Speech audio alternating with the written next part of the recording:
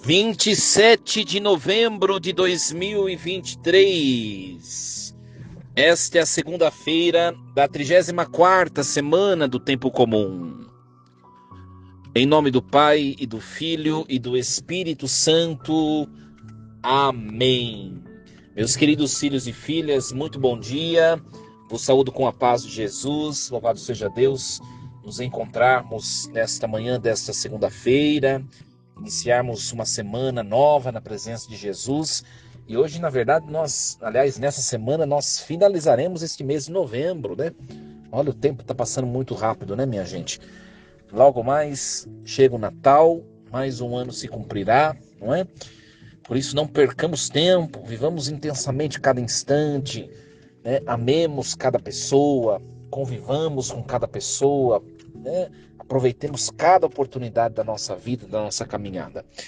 Muito bem, meus queridos, nós vamos meditar nessa manhã dessa segunda-feira o texto da primeira leitura, que é o início da profecia de Daniel, hoje o capítulo 1, os versículos do 1 ao 6 e do 8 ao 20. Nós não vamos declamar, ou descrever, ou narrar a leitura toda, porque é muito comprida, tá? Mas o padre vai mostrar para vocês o assunto da leitura e depois vocês leem em casa com o tempo, tá bom? Nós agora vamos começar, nós vamos acompanhar agora na liturgia o texto de Daniel. É muito importante nós sabermos, Daniel, esse livro ele foi escrito na mesma época dos Macabeus. Nós estamos no século II a.C., né? A era dos Seleucidas, dos gregos. Só que esse texto, essa profecia, ela é escrita tão próxima de Jesus, por isso que os protestantes não aceitam esse texto, né? Escrito em grego. E só que ela vai narrar outra fase histórica. O texto vai falar do exílio da Babilônia. Então, o que o texto vai descrever é sobre o século VI a.C. Só que o texto foi escrito no século II a.C., só para você entender um pouquinho, né? O assunto tratado é do século VI a.C., que é o exílio da Babilônia. Então, a história que o texto vai contar, o povo está no exílio, tá bom? Então, hoje é o comecinho. O comecinho mostra a invasão da Babilônia a Judá. Então, nós acompanhamos no primeiro versículo, né? No terceiro ano do reinado de Joaquim, rei de Judá, Nabucodonosor, rei da Babilônia, avançou sobre Jerusalém e pôs-lhe cerco. Então, a Babilônia, que é o império pagão, avança sobre o território de Judá, né? O reino de Judá, destrói toda a cidade. Depois, o texto de hoje vai dizer que ele confiscou todos os vasos que estavam no templo de Jerusalém. Muito ouro, muita prata, muitas coisas preciosas. Nabucodonosor pegou tudo e levou para a Babilônia. Isso é muito importante, nós localizarmos do que o texto está falando, né? Que parte histórica o texto está descrevendo. Então, o texto é um texto do século II, o escritor, só que ele está falando de um acontecimento do século VI a.C. E depois nós sabemos que Nabucodonosor vai levar para a Babilônia, exilados, todos os habitantes de Judá, né? Em duas grandes deportações. E aí, o que acontece na narrativa de hoje? Nabucodonosor, ele pede que sejam separados dentre o povo de Judá alguns jovens que sejam inteligentes, que sejam viçosos, que sejam fortes, inteligentes, sábios, entregues à ciência. Nabucodonosor quer perto dele judeus, que sejam judeus prestimosos, judeus estimados e preciosos. Então, dentre os escolhidos foram estes, né? O próprio Daniel, Azarias, depois também foram escolhidos outros, Ananias e Misael, né? Então, Misael, Ananias e Azarias e mais o profeta Daniel. E aí, o rei, ele está pedindo que esses judeus que foram confiscados, foram selecionados, que eles se alimentem com uma certa ração que seria produzida para eles. Mas eles se opõem a comer da comida que o rei quer que eles comam. Então, eles acabam fazendo uma parceria com o guarda que está cuidando deles. E o guarda permite que eles se alimentem de maneira diferente, é claro que escondido do rei, né? E depois, o que vai acontecer? Eles vão pensar assim: nós não podemos acabar engordando mais que os outros, senão o rei vai perceber, né? Aí ele pede para o guarda vigiar, tomar conta para que não haja discrepância de peso, senão o rei perceberia. Por que vocês estão engordando diferente? Né? Então Daniel, ele se decide não comer da comida do rei. Tá? E aí terminou o tempo de experiência, o tempo que o rei pediu para que eles ficassem isolados. E aí o rei percebeu que não havia em Judá ninguém mais sábio, inteligente e dado às ciências do que esses jovens que ele selecionou. Então o texto termina dessa maneira, tá? Claro que amanhã nós vamos acompanhar o desfecho, a continuação, né? A continuação do que hoje nós começamos. O que nós podemos colocar para a nossa vida hoje no início da reflexão do livro de Daniel, né?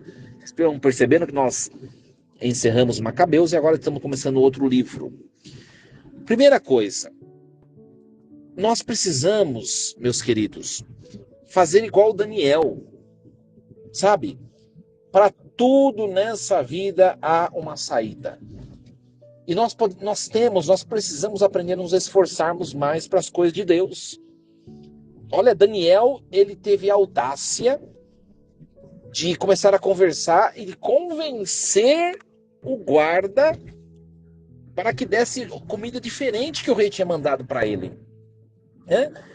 O que significa isso? Daniel, ele faz de tudo para não desobedecer a lei, a lei religiosa, a sua tradição religiosa. Ele não quer comer comida dos pagãos, sabe? Ele não negocia. Ele simplesmente planeja, ele faz, ele pensa para que se cumpra o que ele vê como ideal. Sabe, minha gente, às vezes nós caminhamos a nossa vida sem saber para onde estamos indo, sem saber o que estamos fazendo. Quantas coisas na nossa vida, para a gente pensar e refletir, né? Pensa um pouquinho. Quantas coisas na sua vida, eu também tenho na minha vida situações assim, que hoje, se nós pudéssemos, nós faríamos diferente. Tem ou não tem? Com certeza tem. Mas sabe por que acontecem coisas assim? Porque a gente não age igual Daniel. Com pensamento, com ciência, com inteligência, com sabedoria. Né? Porque a gente também não coloca as prioridades como prioridades. E quando uma prioridade na nossa vida é colocada do lado, minha gente, eu não tenho dúvida que nós, no nosso futuro, nos arrependemos. Né? Eu vou dar um exemplo para você. É simplesmente um exemplo, tá? Uma pessoa que está procurando um relacionamento. É um exemplo. Uma pessoa está procurando um relacionamento. E aí ela encontra ela é católica, vamos lá, uma moça, né? Uma moça está procurando um namorado. Ela é católica, ela é linda, ela é inteligente, né? Ela tem um bom emprego, uma moça maravilhosa. Ela está procurando um rapaz, né? Aí ela encontra uma pessoa que não vai na igreja. Que não vai na igreja. Só que não é só não ir na igreja. Ele tem alguns vícios, alguns hábitos que ela não tem apreço por aquilo. Ele bebe muito, a ponto de se alterar. E faz outras coisas que ela moralmente não aprova. O que acontece? Estou dando um exemplo para você. O que é uma pessoa sábia, cheia de ciência e de inteligência, num caso como esse que eu acabei de dar como exemplo? Se essa moça de fato possuir essas três virtudes, a ciência, a inteligência e a sabedoria, ela vai, primeira coisa, ela vai expor para ele os seus ideais. Ela não pode negociar o que é prioritário na vida dela. Né? Ela não pode jogar fora seus valores por causa de algo que é secundário. Ela tem que expor, eu não gosto dessas coisas. E dizer a ele, você está disposto a deixar isso por mim ou não? Essa é uma pessoa sábia nessa situação, nesse exemplo. Se ele disser, eu vou tentar, e de fato ela perceber que ele está tentando, ele vai conseguir. É uma pessoa que vale a pena investir. Mas se ele não priorizar o que é prioridade para ela, caia fora. Não é pessoa para você. Consegue entender? Às vezes a gente joga fora prioridades. Daniel poderia comer da ração, da comida que o rei estava dando e não correr esse risco que ele está correndo. Mas ele colocou como prioridade aquilo, guardar a lei, ser fiel aos seus costumes de alimentação. E ele arma e ele planeja tudo para que ele possa prezar por aquilo que ele enxerga como prioridade, a fidelidade a Deus e a sua religião. Então a palavra de hoje, meus queridos, está começando esse texto, vai ser um texto muito bonito, está começando. A palavra de hoje está dizendo para mim e para você, reflita um pouquinho hoje nessa segunda-feira, o que tem sido prioridade para você? O que é prioridade para você? A sua prioridade primeira, meus queridos, tem que ser Deus. Amar a Deus sobre todas as coisas. Isso é inegociável. Se alguém não está te levando para Deus, caia fora, não é alguém para você. Se um namoro não está te levando para Deus, ou seja, está te tirando de Deus, se você ia à missa antes, agora você começou a namorar, você está falhando com a igreja, é porque não é a pessoa para você. Nossa, padre, mas é tão assim radical? É. Prioridades. Não negocie. Outra prioridade abaixo de Deus somos nós mesmos. Nós não podemos ceder naquilo que nós somos. Tem muita gente que se vende a sua essência. Sabe, se transforma numa outra pessoa, só porque a outra pessoa quer que essa pessoa seja como ela quer. Não seja quem você não é. É claro que os seus defeitos, isso daí sim você precisa superar. Mas reflita um pouquinho o que é defeito, sabe diferenciar o que é defeito do que é, de fato, a sua essência. Seja você, lute por você, valorize você, pare de se inferiorizar aos outros. Você é uma pessoa preciosa, cheia de virtudes. Você tem valor diante de Deus, diante de muita gente. Não se desvalorize por ninguém. O amor a Deus, o amor próprio. E o outro amor que é necessário é o amor do outro. O amor do próximo.